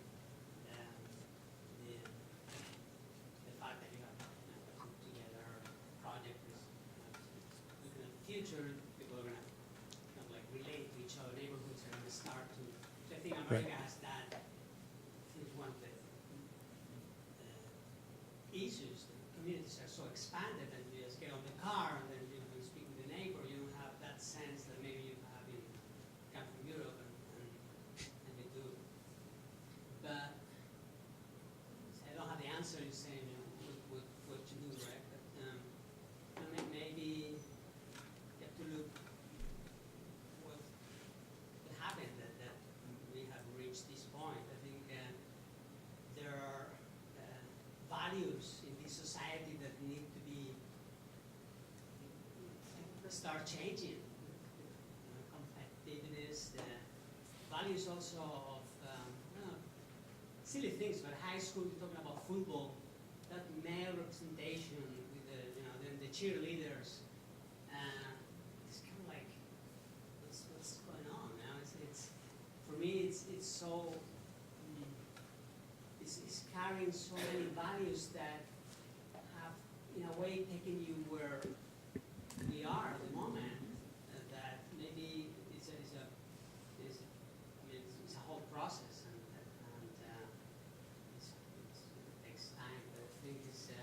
It's hard to reinvent America right now because to accept that you know there's not such a dream, such a myth. I think that is what is it's hard to take because it's a beautiful dream, but you have to go down on the ground and Yeah, I mean, I don't think it's necessarily about reinventing America. I mean, to your question, you asked what makes you kind of go after it, and it's, I mean, the work pushes you, right? At an eventual point, I think all of us said, we're just going to let the work take us wherever it goes, and we're just going to sort of jump with both feet first and not really knowing where we land. In the case of me, it was going back to El Paso, which after high school, I probably said I never was going to come home again. Never was going to come home again, and going and pursuing a project, pursuing an idea, reclaiming something there. Eventually, all of us here, and all the students here, you're making a body of work or something, and I'm not going to say it's a spiritual thing, but it's something where logic would say, I'm graduating with an MFA from SVA, I should probably stay in New York and do something photo-related. That's what logic says, but my heart said, let's go back home, right? You would tell us something similar with CNN. y'all are dealing with something similar as well. One book totally changed where you were going, how you thought. And you have to let that voice come out. But in regards towards high school football and that sort of thing, I think what is missing more than anything else is folks not listening to each other in this country.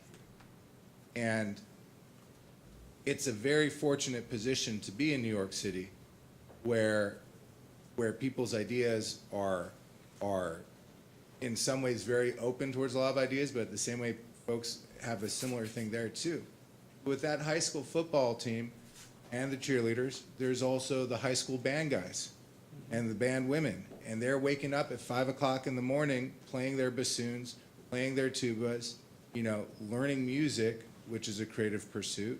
There's other groups as well. And I don't think it's about reinventing America as much as America letting itself listen to each other and breathe. And that's a harder and longer conversation there, because it's not about that cemetery being put higher than the other cemetery, but it's understanding that those two cemeteries have always existed there and deserve the same amount of respect. And those stories that are there from those cemeteries are both American stories, through and through.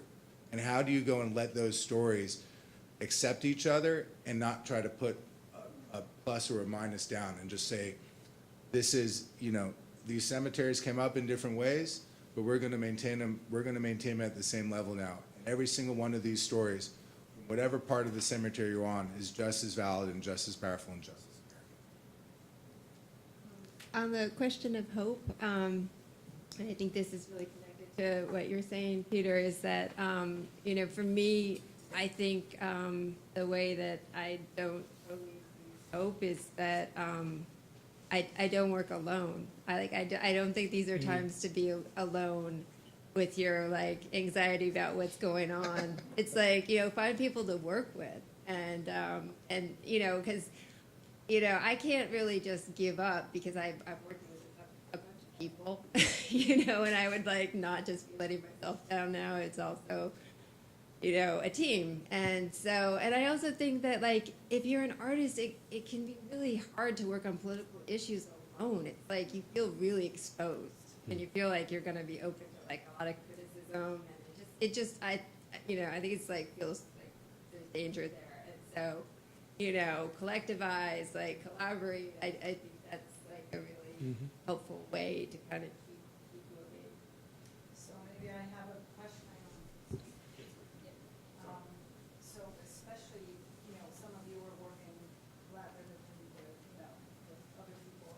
But for artists and for many of us, I think we are recognizing that we are living in times nowadays, especially recently, that are most difficult, and all the issues that are coming up are equally important.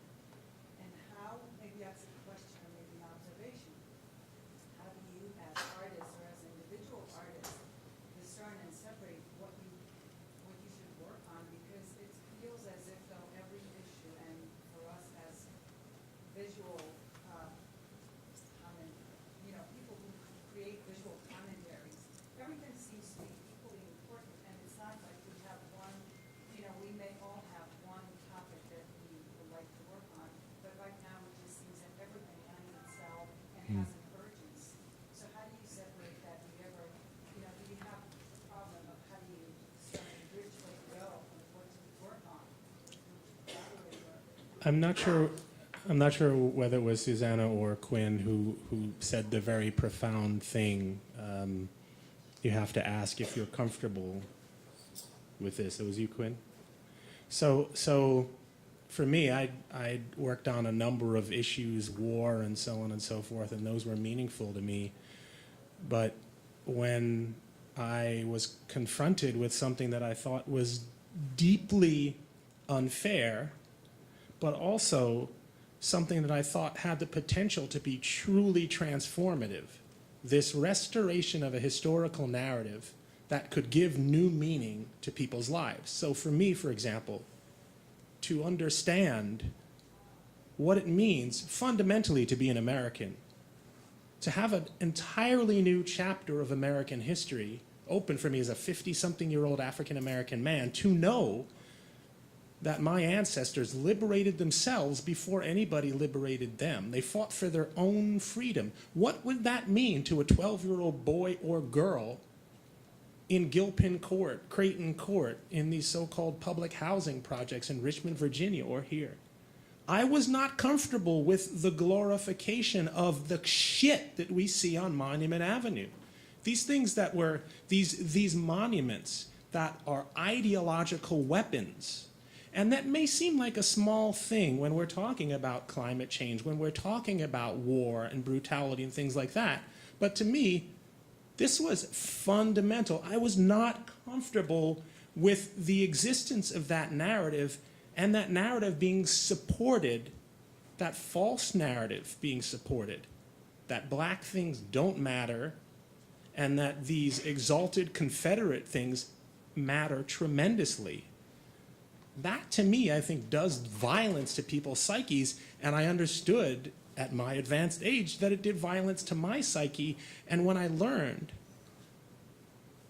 that there was other information out there, that was liberating, that was transformative, and that hit me personally.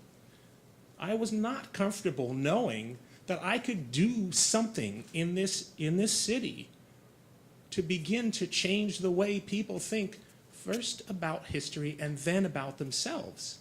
And that's where the hope came in as well. We just have to work together.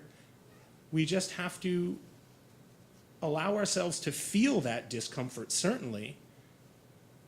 But you also can't wait for someone to say, hey, you know, this is something you should do. I think when you feel it, you will know, when you see it. I was hung up on, well, this is such a small story. It's a small little story in Virginia. This is not Afghanistan. This is not China. This is not...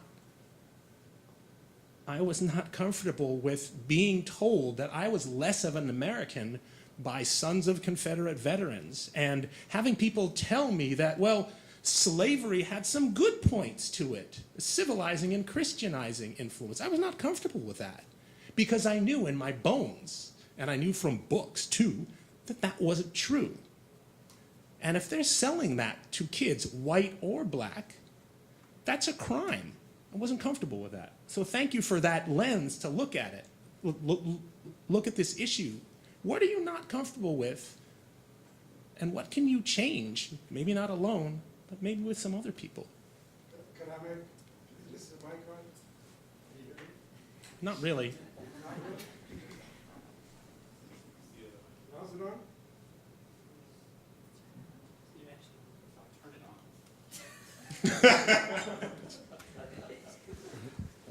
I'm getting paranoid about this mic thing. All of the younger people here who are currently students, and even some of us older artists, photographers, creative people, we always look at somebody who's behind that dais. You know, these are the authorities, these are successful people, they're here, they must be perfect. You know, these people aren't perfect, I've known these people. And they're still struggling with trying to find their identity as a creative person all the time. And what are you not comfortable with? What book moved you on, you know?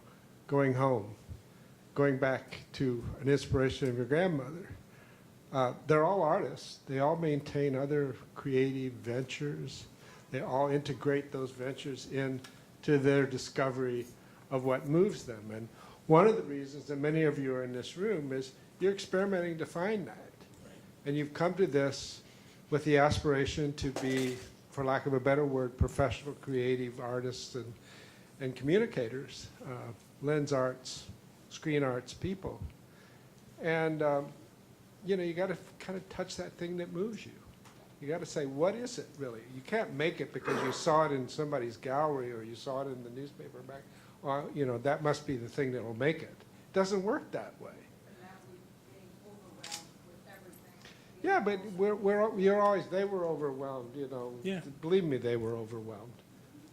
And look at the experimentation they all did. And they're still doing it, you know. They're still evolving it. And there is no question that working in communities really helps. And we are a community here. New York is a big place, and there are a lot of choices. There's no question to your answer that these choices are daunting, you know, and there's so many ways to work. But essentially, you got to say, well, who am I and who might I want to become as a decent, human, creative contributor to a society which I can't make perfect, but I can make a change, a little change. I have another question. We started to talk about the bubble. I think, you know, here we are in an art school. There's a lot of us who are liberal. We're in New York City. How do you approach somebody with completely different point of views from you, and give us advice? So, where are those cards right now? Everybody who has them, can pass them out. So, I'm glad. If you haven't got one, make sure you get one. And you can contribute at peterfordistrict1.com. So, by the way, all of these projects need support. Yes. One way or another. So that might not just be monetary, but it would help. if you're interested in running for office, find out who shows up and votes, because we have a very low voting percentage in most parts of this country. Yes. And knock on their door and meet them and listen to them. If not, you can drop off one of these. And what I've been doing for the last 3 months is I'm about 2 weeks away from early voting. November 6th is the election. There's going to be a really large turnout in Texas, mostly because of the U.S. Senate campaign between Beto O'Rourke, who is a congressman from El Paso, former city councilman from El Paso. Yeah. And Ted Cruz. Yeah. And so one of the things that I've been doing for the last 3 months outside of fundraising has been a lot of boots on the ground, knocking on doors. And my district is relatively diverse in terms of its politics, in terms of its socioeconomic status. It probably has one of the highest percentage of college graduates. It has the area right by the university and the area by the country club as well, or one of them. And so in dealing with that, you deal with a lot of different opinions. Some of the folks who are Trump supporters, who are a different mindset than probably a lot of the folks in New York. And you try to listen. And it's a little bit different than wanting to engage. I think that one of the things that we see is a polarization of media, where people on Facebook, on social media, have the same websites or the same places that reinforce their perspective, and rarely do they sort of come across each other. And so it's easy to yell at somebody on a Facebook wall. It's another thing to sit in front of them at their door and listen to their concerns and try to explain yours. But I think it takes a little bit of, when you want to go out and say you're wrong, you're wrong, you're wrong, you listen to them and say, I understand what you're saying, but did you ever think about this? Or did you ever think about this perspective? And that is a harder thing to learn when we increasingly live in this world where we're more comfortable yelling at each other as opposed to I would suggest seeking diverse audiences for your artwork. You know, one of the beauties of art is that we don't have to yell at each other when we share an experience of an artwork. You know, we can have our own sort of understandings of it and reactions to it. But you know, if that works better if you want to be able to get the work outside of our bubble. So that's sort of been part of the mission of the Canary Project is looking for ways to move the work, you know, outside of the white cube, and you know, and I think allowing the art to do what it does, which is open conversations and question things and allow people to, you know, feel and think.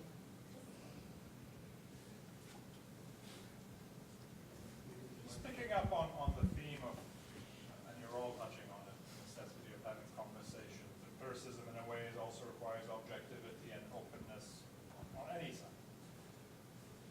seems like you had a debate internally amongst yourselves about whether you're an activist or active. And it's just interesting in the context of these themes, what informs your view on whether you can. It's not merely semantics, I'm assuming. There's something in this environment that's driving you to say you're an activist or not. So maybe expanding on that would be interesting. Well, for me, it may be semantics actually, but it also may be a bit of history. So I think someone mentioned, I think Mom in our earlier discussion, how activist in a certain generation, certain time was used as a pejorative. It was the person holding up the sign, waving, screw you, dump this, whatever. And I understand that that's not what it means. I understand that to be a genuine activist is to be active. So the word isn't really, it just has that association for me. I prefer to consider myself a citizen, and whether I'm a photographer, whether I'm an image maker, videographer, writer, whatever, I am a citizen. I'm an active citizen, and that to me is the most important thing. My current boss at VCU talks a lot about communicating across difference. And we talk about intersectionality, and we have all these wonderful words now for talking to people who may not agree with you, or talking to people from different backgrounds. And I think that's essential. I also, however, think that it's essential to understand when and with whom you can have conversations, because I find that I'm often, not often, but sometimes speaking to people who are hiding behind their privilege. Whether it's whiteness, whether it's maleness, whether it's wealth, and they're adopting poses, they're adopting politics. And it's very difficult to communicate to someone who understands that he or she can hide behind those things in the age of Trump. Maybe if you're private, maybe if you're at a dinner table or conversation, you can have a discussion across difference in which you can both grow and change. But I have to pick my fights. I have a lot of conversations in public spaces where people see me and assume that I have particular politics because of my race. I can't have conversations in that moment that will be profitable if people are making assumptions about me. So I have to go elsewhere. And I also can't have profitable conversations in particular moments when I've determined that someone is hiding behind their privilege. Meaning that, great example, speaking to a young white male professor before the election, talking to me about how he was going to vote for Donald Trump because he was going to blow everything up. Well, what does that mean exactly? What does that mean, blow everything up, as if this were a science experiment? These are people's lives. So maybe if we'd been able to hang out and have a conversation, so on and so forth, great. But in that moment, I did not want to, I wanted to do no harm. So I didn't get into a fight. But I also had to reach out. I also had to connect to people with whom I could have a conversation and with whom I could generate hope. So I am not kumbaya in that respect. But I do feel that you can have profitable conversations with people across those differences, but they have to be able to see you for who you are. If you're queer, Latino, black, male, female, whatever, they have to be able to see you, and they have to be able to have a conversation with you as if you are a human. And if they can't do that, I'm not going to spend my time trying to win them over in that moment. What I'm going to try and do is to create the circumstances in society to allow them to grow and change, and to run them the fuck over if I have to. And I hate to talk like that, but sometimes we have to do that. If you are proposing policies and spouting ideology that hurts me, or that has a potential to injure me, not figuratively, but literally, I'm not about having a conversation in that moment. And again, I want to talk about hope, I want to talk about faith, I want to talk about collaboration and community. And I'm working on that with my people and with people speaking across difference. But if people come at you with a knife, you got to jujitsu the knife out of their hands, or you got to do something else. That was a little bit of a freestyle. I apologize. I think something that occurred to me while hearing this and thinking about, you know, in the back room I said I don't consider myself an activist, but it occurred to me that we all have the capacity to engage in activism or to be activists. So maybe it's just semantics, or maybe you think about your internal clock of your life and say, well, you know, less than 50% of my time is spent engaged with activism, so I'm clearly not an activist. But, you know, which I think is frankly probably part of why I said that, because it's not the majority of my time. But like ETAF has funded advocacy events that connect advocates with their representatives in DC. When he was a senator, I met with Jeff Sessions and asked him to support a comprehensive sex ed bill that, after which he reminisced about the good old days, but said he wouldn't block it. You know, so does that mean that in that hour meeting, you know, you have the opportunity to engage in activism, and it doesn't have to be your entire life, or it is your entire life, and that's great. Either end is great, you know, which goes back, I guess, to just what can you do, whether it's a phone call or talking to somebody at the other end of a doorway that you've never knocked on before, you know, or jujitsuing. Like the jujitsu. No, it's really awesome. You know, it took me time to absorb what you all do. But I think that each one of you carry different ways of dealing with your art. You're no longer in your small studio to yourself, intimate. You really carry your art, each one of you in your own field, out. So I don't think you have any choice, to be honest. And I think your artists are innocent outside our, you know, people look at, oh, you're an artist, you know, so they let you work. But there will be a time where an artist make a point where you're going to meet people who are composing. And I'm sure you did. And I'm sure you will. There will be people coming into your graveyard and maybe will oppose what you do, but you're going to keep on doing it. And that's the steps that I saw in each one of them. You're going to be able to help and carry the torch, you know, for your family and the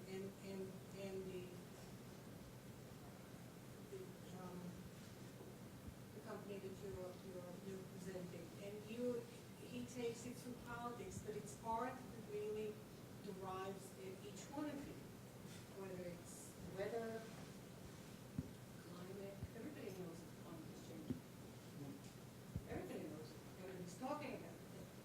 There will be people who oppose you law by law, but you are carrying something with you to the world, and you're not going to stop. So this body of work is influential. That's all I'm taking out of it. It's really nice. It's great. And it's part of your activism. What do you call it, activism or not? I don't know. Whatever. Do Yeah. you carry yourself as an activist, and that's why you went? No, something carried you through and probably will change your path through your art. You're gonna. Yeah. That I mean, I think bus there's- is going to go be something else. and- Streetcar. Not a bus. It's not a bus. I think it's interesting because you have this like sort of this tension between the artist and the activist. And you know, undergraduate, I was an English major. You know, there was a great essay at Langston Hughes talks about this sort of tension and this role of community and the artists and the racial mountain, and what is the role and responsibility and that tension there. Artist just wants to be able to make whatever their heart desires. An activist has a role, responsibility of their community, or to speak out to their. And I don't necessarily think that, I mean, I don't necessarily agree with that dichotomy in a certain sense. What do you know? Well, I think the thing about activism versus artists is that what I've seen with a lot of the work here is that it has all of those it has a creativity and an open-endedness, but at the same time, it's dealing with issues that affect the real world, right? Issues of identity. I mean, that's constantly back and forth. And I'm sure that there are students here that are dealing with that where they want to go with their work and where they don't. I think for, like, speak for myself here, one of the things that I saw sometimes with the program was that there was other students that seemed to be making work that was geared towards the art market, and I never could do that with my work. I wanted work that could engage in the real world, that could be beautiful, that first of all be visually and conceptually engaging. You should be able to see it on a wall and then want to understand what it's about without having to have a, 3-page essay about theory to let you into the work. But that was me, and so I think for my work, you have to have that aesthetic approach. I mean, your work is very beautiful, lyrical, and sublime, while also exposing really harsh realities about our world now. But I think without that aesthetic approach, you wouldn't necessarily open as much to that message. And even with Brian's work, I mean, this is the first I saw of the work with cemeteries, but it's a very simple isn't the right word, but it's just the approach towards it is very simple but profound. It all comes down to the concept, right? It all comes down to what is it that you're trying to say with your work. And I think for a lot of us, that's not necessarily rooted in, again, you said not an activist place, but an active place of wanting to engage in the world as opposed to turn our backs on it. I just briefly wanted to go back to Barbara's question about what topic, what issue do you pick? And I think I was trying to pick issues when I was in graduate school. I wanted to do the most important issue. And I don't think that's a great approach. I think, as Peter was saying, you can go home, you can be in the world, you can figure out what you're not comfortable with, and it can be apparently a small thing. But you do have to get on the subway. You have to go uptown, downtown, crosstown. You do have to leave your comfort zone. I'm not going to call this a bubble because there's a lot of wonderful ideas happening in here. But you have to be among people. And they can be people who you do not know, who you may disagree with or you may not. But I think the small can be wonderful. But you only discover those small things or those potentially interesting and moving things by being among people who might not be like you. And I think that is what an artist can be doing at this point in time. Yeah. Yes, addressing, Brian, what you were asking about the ideas that keep re-emerging. Personally, I feel less seeing hope, where is the hope? Rather, I need to channel my anger. And how do I do that? And for me, I have learned so much more about politics, about law, about, here we are in the United States of America. This is still a democratic society. And, everyone, voting November 6th, who have you spoken to? Who are you blaming in your neighborhood? Right. What are the issues? We are all activists, and I can't not do something, whether I'm an artist or whether I'm a senior citizen, or we all have that ability.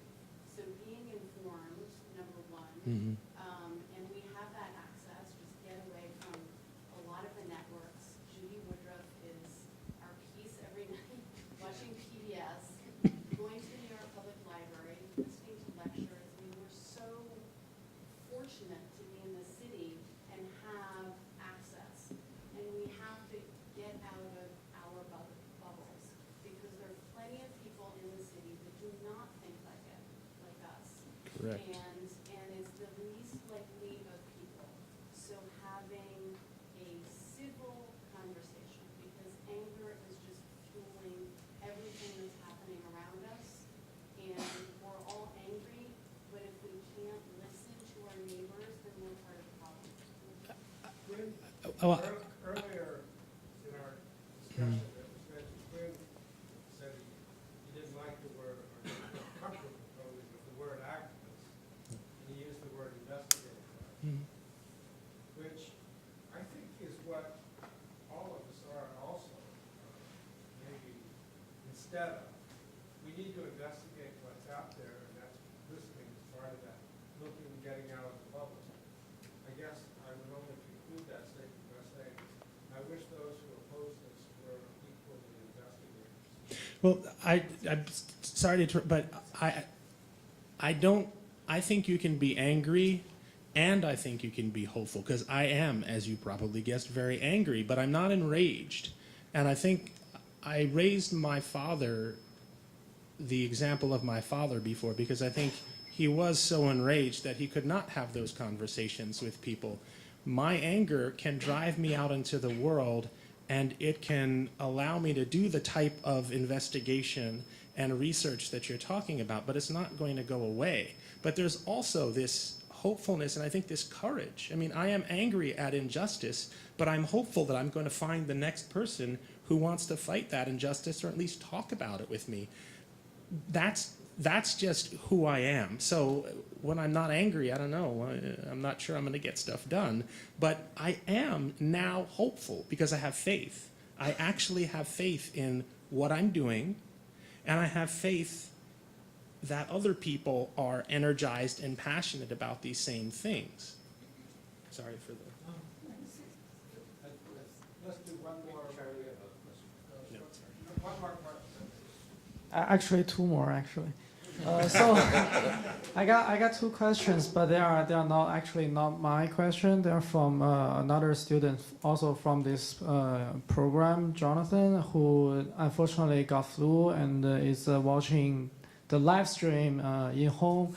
But yeah, you can say hi to him actually. So like his first question is like, how did you all utilize the resources of SVA in the years after graduation for all these projects you mentioned? And heavily. And the second one is actually, I see it also as an extension of the former question we touched. Was there ever a time when aesthetics had to yield to the overall mission of the work? So those are the two questions. Yesterday. So yeah, I mean, we can be brief. So I used the resources of the human resources. Charlie graciously allowed me to print, to work, to screen video, to do so much here. Without this site, I would not have been able to do so much of what I've been able to do when I lived in New York, and even when I moved to Richmond and I come back to New York. And in terms of this, maybe someone else can tackle the aesthetic question. Just in terms of SVA, I mean, I think I also continued to make my work here for quite some time, but I also had my network. You know, I had my cohort that I studied with. I mean, the late nights, the critiques, and we all helped each other a lot when we got out of school, in all kinds of ways. Those people are so important at the years after.